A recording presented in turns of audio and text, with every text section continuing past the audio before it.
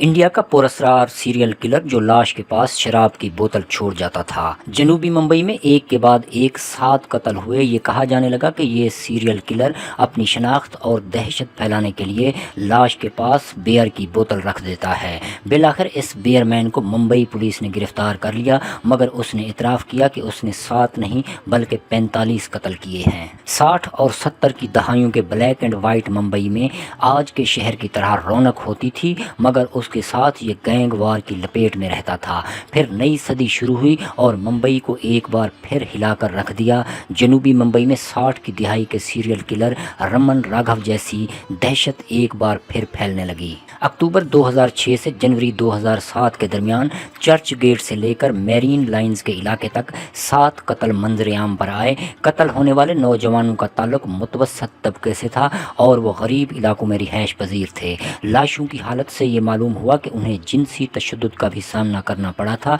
बाज़ केसेस में लाश के करीब बियर की खाली बोतल पड़ी होती थी और इसी वजह से मीडिया में इस कातिल का नाम बियरमैन के नाम से मशहूर होने लगा। मुंबई में एक के बाद एक रिहायशी इलाकों में रात के वक्त कत्ल होने लगे। पुलिस ने इलाके को घेरे में लेकर ऑपरेशन शुरू किया ताकि मुजरिम को पकड़ा जा सके। आखिरकार पुलिस ने मुश्तबा सीरियल किलर को ढूंढ निकाला। जैसा कि अक्सर होता है, बियरमैन ने फौरन इन जराइम का एतराफ़ नहीं किया। उसका नार्को टेस्ट किया गया, जिसमें नशा आवर दवा देकर मुलजिम से जुर्म का एतराफ़ करवाया जाता है। इस टेस्ट से पुलिस को मालूम हुआ कि उसने 1 या 2 नहीं बल्कि पूरे 45 कत्ल किए हुए हैं। ताहम जब केस अदालत तक पहुंचा तो उन पर सिर्फ 1 कत्ल साबित हो सका। उस पर बियरमैन को उम्र कैद की सज़ा सुनाई गई। बाद में एक आला अदालत ने फैसला कालअदम करार दिया और अदम शवाहिद पर उन्हें बेकसूर करार दिया। तो फिर 7 कत्ल का मुजरिम कौन था और उस वक्त मुंबई में क्या हुआ था? बियरमैन का इन जराइम से क्या ताल्लुक था?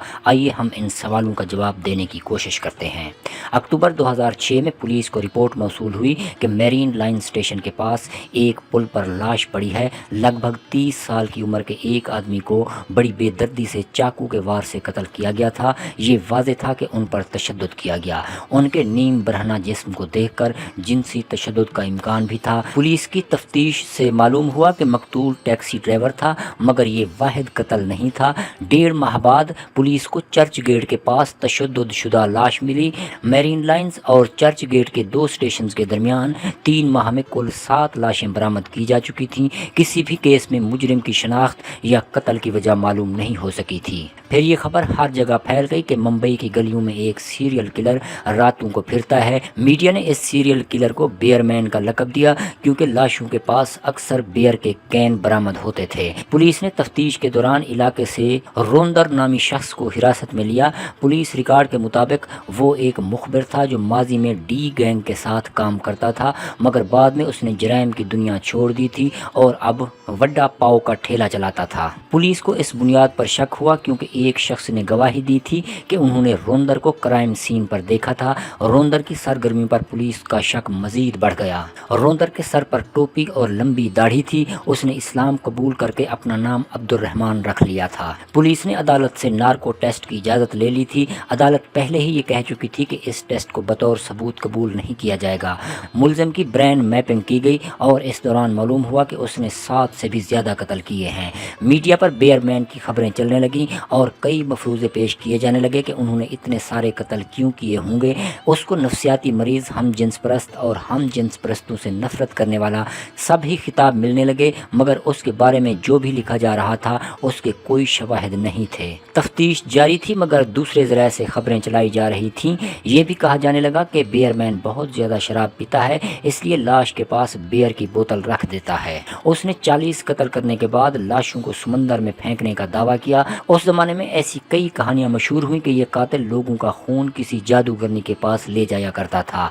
पुलिस के पास इस बियरमैन के खिलाफ नार्को टेस्ट के सिवा कोई सबूत नहीं था जिससे ये साबित किया जा सके कि यही वो सीरियल किलर है जो लोगों का कत्ल कर रहा है। ये मामला अदालत में पहुंचा, जहां रोंदर को 2 मुकदमात में बरी कर दिया गया। ताहम एक मुकदमे में उसे उम्र कैद की सज़ा हुई। सितंबर 2009 में मुंबई हाई कोर्ट ने सेशन कोर्ट के इस फैसले को कालअदम करार देते हुए रोंदर को शवाहिद न होने की बिना پر بری کر دیا۔ مبینہ بیئرمین نے ممبئی میں ہی سکونت اختیار کی، تاہم بری ہونے کے بعد ان کی زندگی کے بارے میں کچھ زیادہ معلومات سامنے نہیں آئیں۔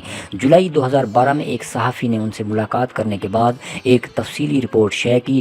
روندر کے والدین دھوبی گھاٹ کے علاقے میں رہتے تھے اور پیشے کے اعتبار سے دھوبی تھے۔ جب ان کا غیر قانونی گھر گرا دیا گیا تو روندر اپنے رشتہ داروں کے پاس پونے چلا گیا، لیکن نوجوانی میں ہی وہ ممبئی واپس آیا تاکہ مزدوری کر سکیں۔ کہا جاتا ہے کہ بعد میں انہوں نے ایک ایسے گینگ میں شمولیت اختیار کر لی جو بھتہ لیا کرتا تھا، اسی وجہ سے متعدد بار اس کو پولیس نے حراست میں لیا، تاہم بیئرمین کے طور پر گرفتار ہونے سے پہلے اس کے خلاف کسی بڑے جرم کا مقدمہ درج نہیں ہوا تھا۔ یہ بھی کہا جاتا ہے کہ اس کا زیادہ تر وقت طوائفوں کے ساتھ گزرتا تھا، جہاں ایک طوائف کی محبت میں گرفتار ہو کر اس نے شادی کر لی اور اسے آزاد کروا لیا۔ محبت کی ہی وجہ سے روندر کا دعویٰ ہے کہ اس نے گینگ کی زندگی چھوڑ دی تھی۔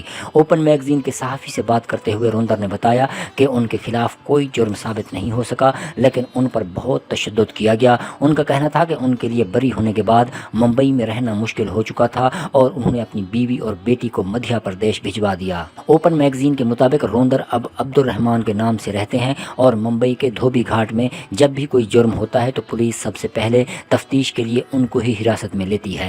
تاہم بعد میں انہوں نے ایک سینڈوچ سٹال بنایا اور کاروبار چمکا تو انہوں نے اپنا ریسٹوران کھولنے کا خواب دیکھنا شروع کیا۔ یہ خواب پورا ہوگا یا نہیں، لیکن اہم سوال اپنی جگہ اب تک موجود ہے کہ انہوں نے وہ قتل کیے تھے یا نہیں، کیونکہ اگر روندر عرف عبد الرحمان بیئرمین نہیں تھا تو پھر ممبئی کا وہ سیریل کلر کون ہے؟ یہ معمہ اب تک حل نہیں ہو سکا۔